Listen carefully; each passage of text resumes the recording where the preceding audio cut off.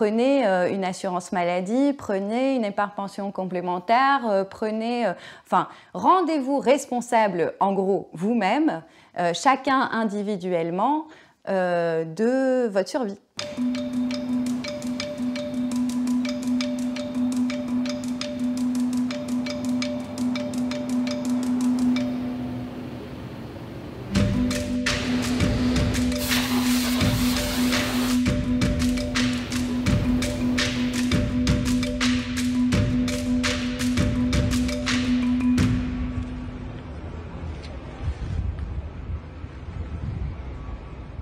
Bonjour Madame Betavati, pour démarrer, est-ce que vous pourriez vous présenter brièvement? Je m'appelle Eva Betavati, je travaille au CADTM, c'est le Comité pour l'abolition des dettes illégitimes. C'est une organisation qui existe depuis 30 ans, qui est basée à Liège et qui aborde les questions de dettes publiques, les dettes publiques illégitimes des pays et les dettes privées aussi, liées au logement, aux études, à toutes sortes de dettes. Et j'ai aussi créé un collectif pendant le confinement ici à Bruxelles qui s'appelle Action Logement Bruxelles et qui s'est posé la question du droit au logement et spécifiquement du droit au logement en temps de confinement où tout le monde devait rester chez soi. Est-ce que c'est ce confinement véritablement qui est à l'origine de ces difficultés économiques ou est-ce que les problèmes économiques préexistaient et ont été renforcés par la crise? Oui, alors on annonçait déjà un renforcement de la crise économique parce que la crise économique, en fait, depuis 2008, ne s'est pas arrêtée. Ça, c'est une illusion qu'on nous a vendue, mais quelque part, on était face toujours au même problème. On nous disait toujours qu'il fallait serrer la ceinture, il y avait des mesures d'austérité qui continuaient à être mises en place. Et du coup, on voyait aussi que petit à petit, les difficultés augmentaient ces dernières années. On a constaté une augmentation, par exemple, des dettes privées et notamment des dettes liées aux entreprises. On a constaté aussi plein de chocs boursiers, notamment aux États-Unis, et on avait peur que ces chocs boursiers-là puissent avoir un effet mondial. Et ça, on prévenait de ce phénomène-là depuis le mois de novembre jusqu'au mois de mars. Et puis, il y a eu la crise du coronavirus, où là, on nous a annoncé qu'à cause de la pandémie, on aurait à faire face à une grosse crise économique, mais qui était déjà annoncée avant, qui était déjà pressentie avant. En fait. Donc la pandémie n'a pas amené la crise économique, elle a été le détonateur de cette crise qui était en train de se renforcer déjà quelques mois auparavant. Qu'est-ce qui est à l'origine de cette crise économique? Quels sont les différents éléments qui permettent de comprendre le fait que cette crise économique, depuis 2008, ne s'est jamais arrêtée? Alors, il y a plusieurs facteurs. D'abord, le fait qu'en fait, on a tenter de sortir de la crise économique de 2008 par un endettement de plus en plus important des pays, mais aussi un endettement privé de plus en plus important, ce qui a fait qu'en fait, on a reporté le problème quelque part. Et que en augmentant toutes ces dettes, on a recréé des bulles telles qu'on les avait connues déjà en 2007 avec la crise des subprimes, qui était une bulle de crédit hypothécaire. Et donc, on a recréé ces bulles de crédit qui, un jour, allaient nous éclater à la figure. Il n'y a pas eu une véritable politique pour sortir de cette crise en faisant face à ses origines à la base, donc à l'activité des banques, à la création toujours plus forte de capitaux. Et tout ça, pourquoi? Parce que ça a été justifié par une concurrence accrue entre pays, entre régions du monde, où on disait on n'a pas le choix, il faut aller très vite, il faut être concurrentiel, il faut sauver nos économies, mais finalement, en voulant aller si vite et en voulant toujours utiliser les mêmes outils qui étaient déjà utilisés avant la crise de 2008, on n'a fait que reporter le problème en fait.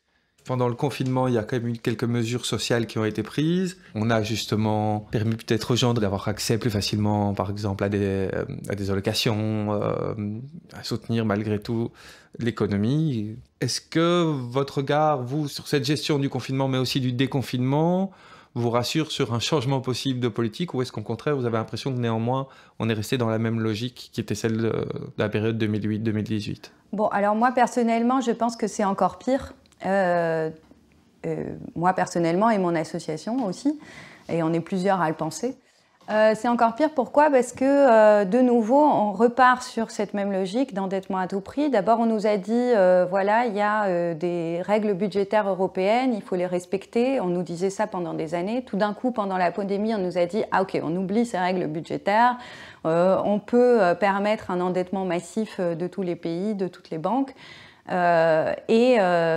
On va repartir sur ces bases-là parce qu'il faut agir vite et parce qu'il faut trouver une solution. On n'a pas réfléchi à une autre solution qui aurait pu être de trouver l'argent là où il existe déjà.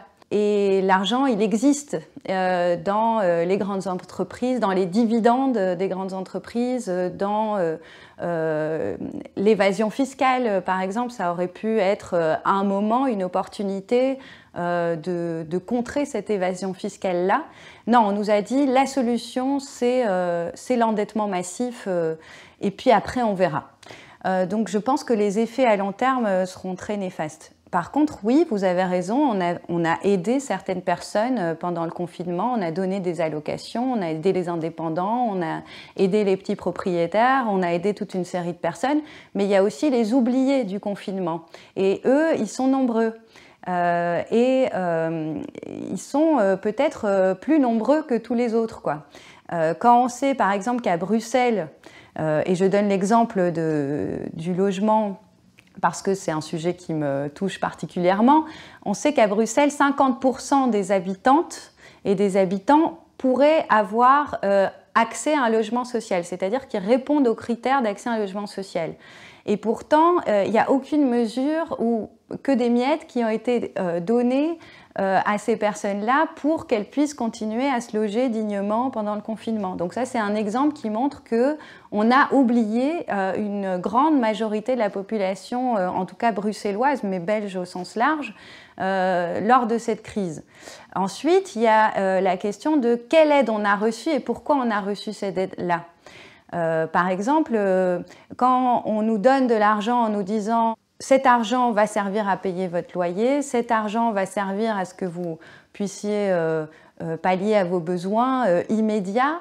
Oui, mais qu'est-ce qu'on fait après? Parce qu'en fait, il y a des millions de personnes qui ont perdu leur travail ou une partie de leurs revenus. Donc, sur le long terme, est-ce que ces mesures sont viables ou pas? Ça, c'est une grande question. On ne nous a pas répondu non plus sur la question de la santé, parce qu'en fait, on a vu que la crise sanitaire, elle était aussi énorme parce que aussi le système de santé était légèrement abandonné ces dernières années. Et donc la réponse à ça, c'était on va donner des sous aux hôpitaux et on va leur donner des sous sous forme de dette à nouveau. Mais sur le long terme, quel effet ça aura? Quand on endette un hôpital, ça veut dire qu'il doit faire attention à son budget pour les prochaines années et il doit prendre des mesures pour faire des économies pour pouvoir rembourser ces dettes-là.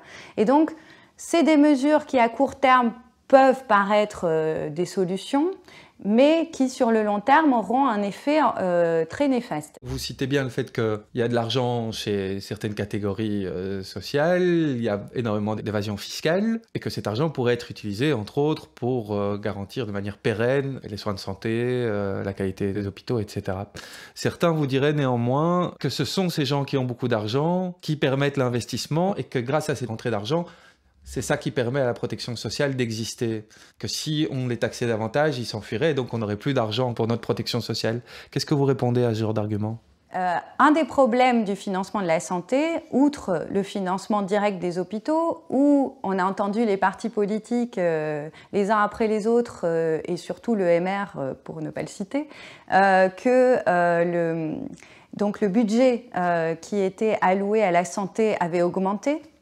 Et en fait, nous, on a fait une analyse, donc nous, au Comité pour l'abolition des dettes illégitimes, on a fait une analyse pour montrer que, effectivement, le budget pour la santé avait augmenté, mais de manière très très faible, de plus ou moins 0,67% les dernières années, et que les besoins, eux, avaient augmenté fortement, pas seulement parce qu'il y a des phénomènes de vieillissement de la population, mais aussi parce qu'il y a une pression démographique. Et les budgets aussi pour les hôpitaux, pour certaines parties, avaient augmenté, mais pour d'autres avaient diminué, par exemple pour les appareils, pour les médicaments. C'est faux que les contributions ont augmenté, et aussi on a vu que la stagnation voulait dire en fait la baisse. Parce que c'est pas parce qu'un budget augmente que forcément ça veut dire qu'il augmente réellement, structurellement.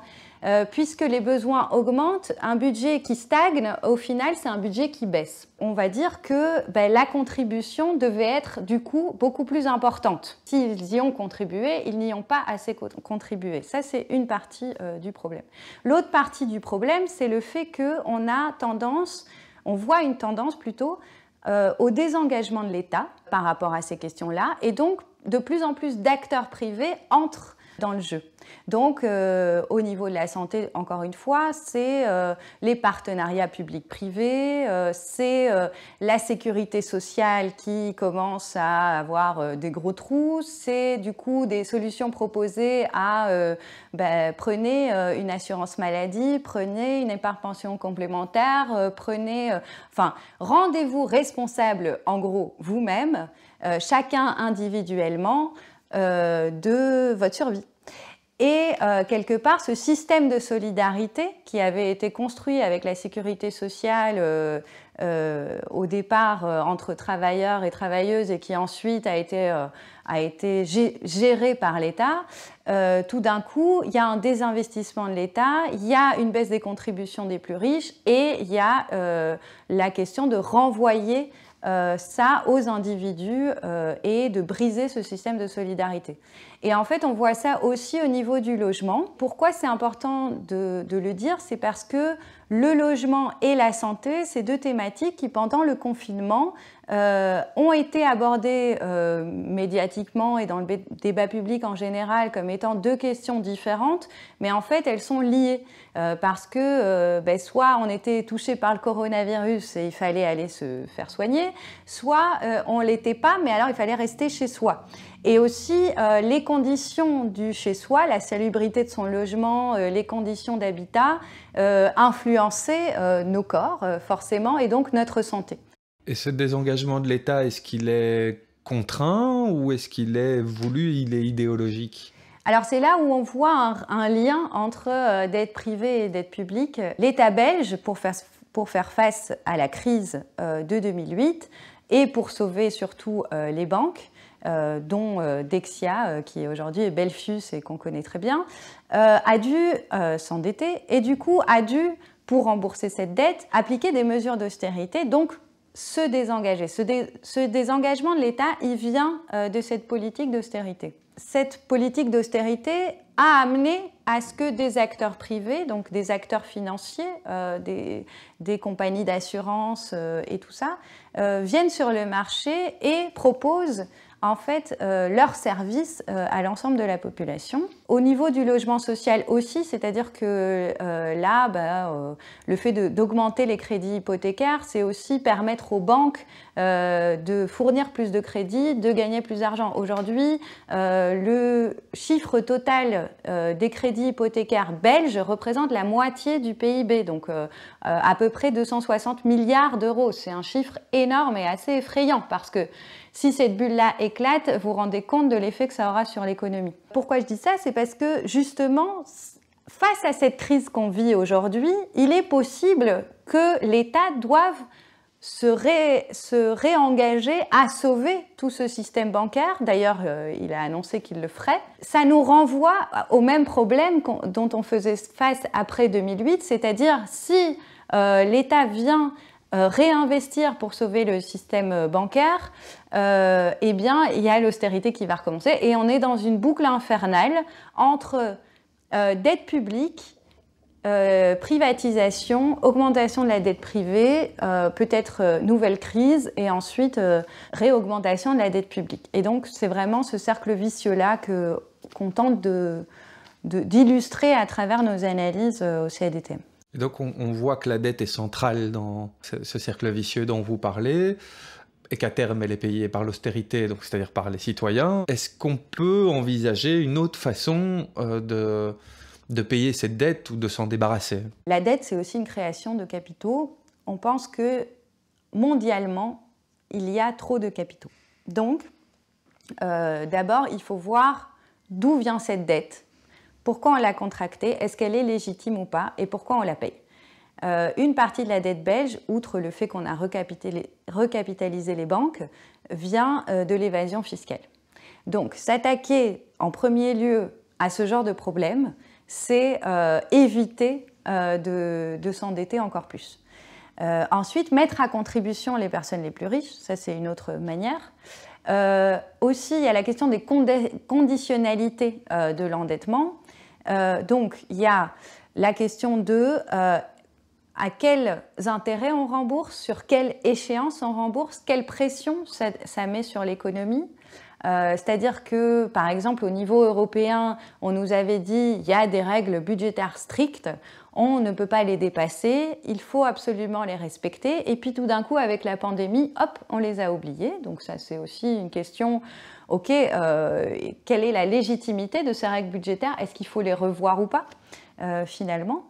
Et puis, il y a la question aussi de pourquoi est-ce qu'on a accepté de s'endetter encore plus alors qu'on a déjà une quantité très très importante de dettes. C'est le premier budget de l'État, le remboursement de la dette. Si on proposait un moratoire de ce remboursement, un moratoire, ça veut dire pendant la période de la crise, on arrête de rembourser ses dettes. Cet argent qu'on utilise pour le remboursement, qui représente quand même 40 milliards d'euros, c'est 15% du budget de l'État. La santé, c'est 13%, c'est moins. Donc ces 15% du budget de l'État auraient pu servir à faire face à cette crise et pas à demander plus de dettes pour qu'ensuite, finalement, ces 15% deviennent 18, voire 20%. Donc ça, c'est une première chose qu'on aurait pu faire. Et donc le moratoire, c'est donc une suspension temporaire du remboursement pour faire face aux problèmes urgents, devait être ensuite accompagné d'un audit. Alors un audit, c'est quand on analyse une dette et qu'on se pose la question de pourquoi on la paye. Et cet audit, c'est quelque chose de fondamental pour tout pays démocratique, parce que donc c'est nous, les contribuables, qui remboursons la dette publique. Or, on ne sait pas de quoi est composée cette dette publique exactement. Et donc, c'était très important de savoir si elle était légitime ou illégitime.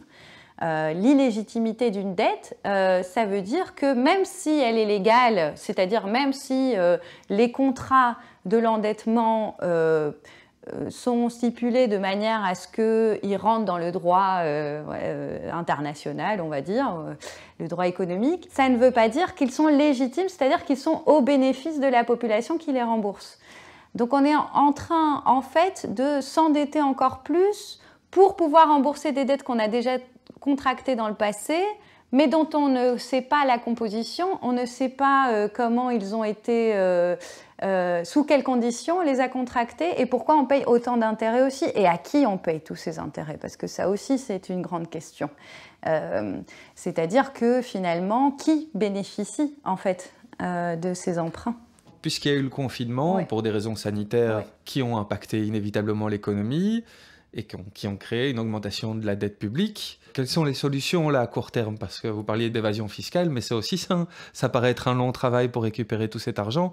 À court terme, quelles sont les solutions pour relancer la machine et pour éviter que cette dette explose encore plus? Faut-il aller vers le recul d'acquis sociaux, travailler plus en gagnant moins, pour justement éviter que cette dette explose? Non, je pense que c'est le contraire qu'il faut faire. C'est-à-dire, d'abord, on s'arrête. On se pose la question de qu'est-ce qu'on va faire avec toute cette dette. On l'analyse, on voit si elle est légitime ou pas. Ça, c'est la première chose. La deuxième chose, c'est qu'une dette augmente aussi par rapport au contexte économique. C'est-à-dire qu'on a constaté aussi que les mesures d'austérité et donc le désinvestissement de l'État provoquaient une chute du PIB et donc une augmentation du poids de la dette sur l'économie. C'est-à-dire qu'en termes de pourcentage, la dette est plus importante quand l'économie du pays est moins positive. Voilà. Donc, il faut absolument une relance économique pour pouvoir faire face à une dette colossale. Ce n'est pas en demandant aux gens de travailler plus et d'être payés moins et donc de subir des mesures d'austérité qu'on va relancer l'économie.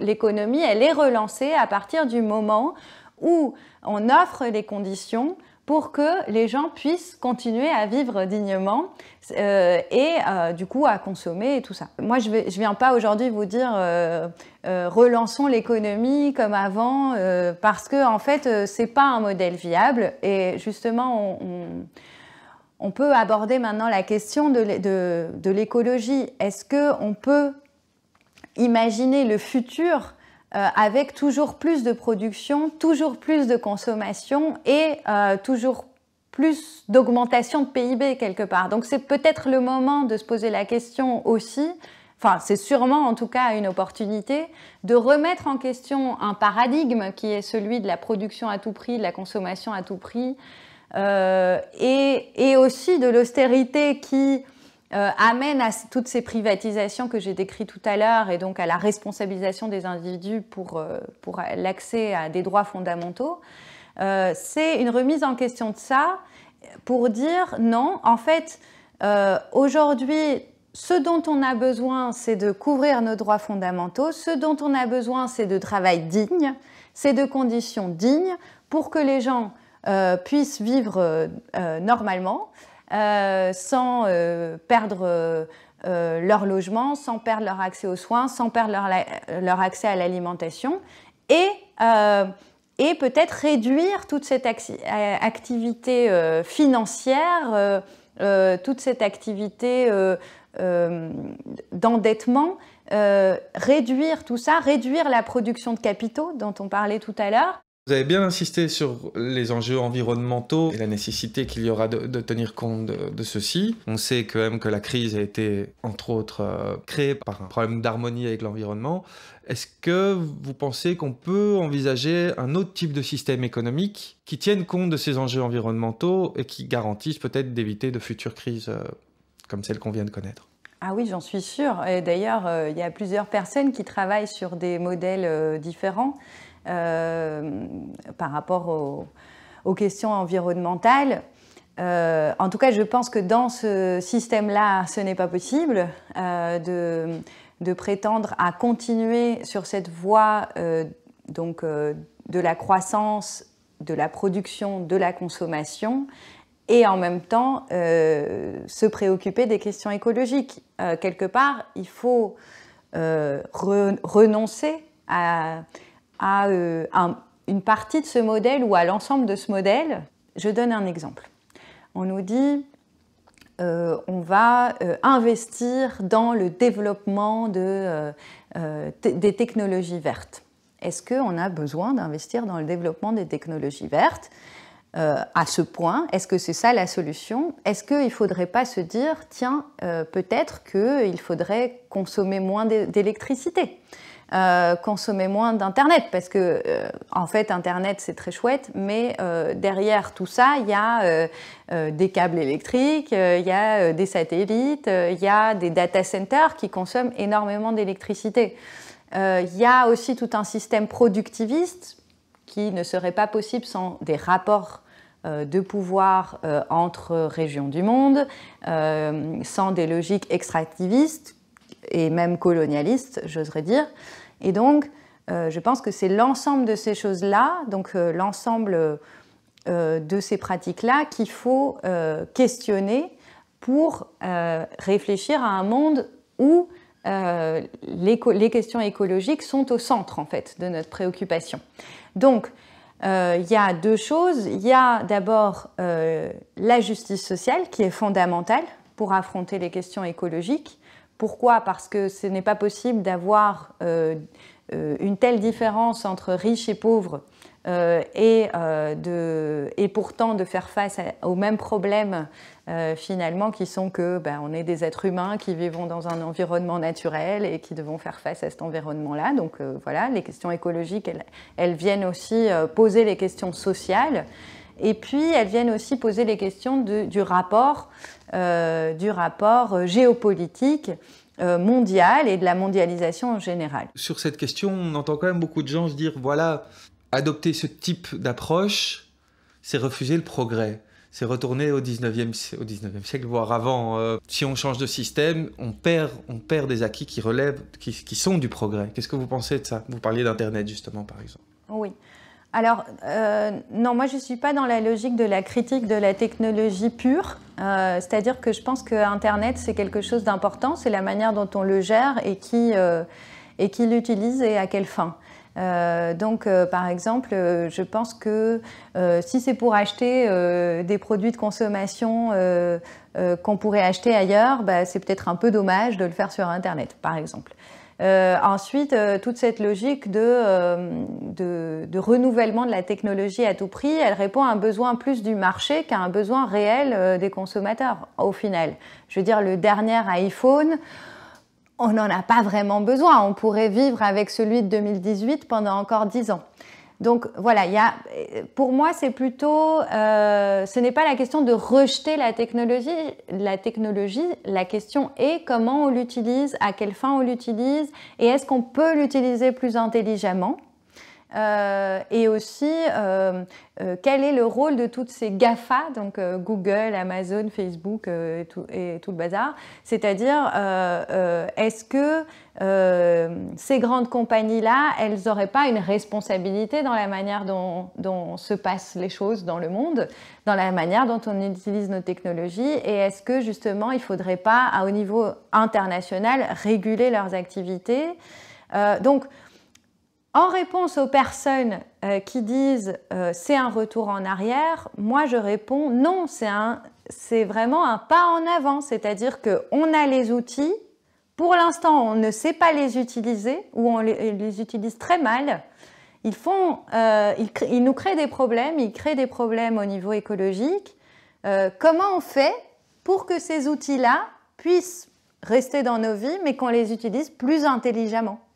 Et c'est une intelligence mondiale qu'il faut développer. Ce n'est pas au niveau d'un pays ou d'une région du monde. C'est au niveau mondial qu'il faut réfléchir à ces questions. Et donc, ça nous renvoie plutôt à la question de la solidarité internationale. Alors, je vais vous poser une dernière question. Cette fois-ci à la citoyenne engagée, même si vous l'êtes aussi en tant que militante, là bien sûr, du CELA-TTM. Si je vous dis que le coronavirus, que cette crise a été, est ou sera positive, à quoi vous pensez? Oui, je pense à la frayeur que j'ai eue avec le déconfinement d'un retour en arrière dans ma vie, très personnel. Mais dans la vie en général, oui, j'ai eu peur en fait de ce retour à l'avant pandémie en fait. Je pense que ça n'aura malheureusement pas un effet positif, mais ça aurait pu en avoir un. Parce qu'en fait, pendant les mois de mars, avril et mai, où finalement on s'est relativement bien reposé, où on entendait même les oiseaux dans la rue, les voitures avaient disparu.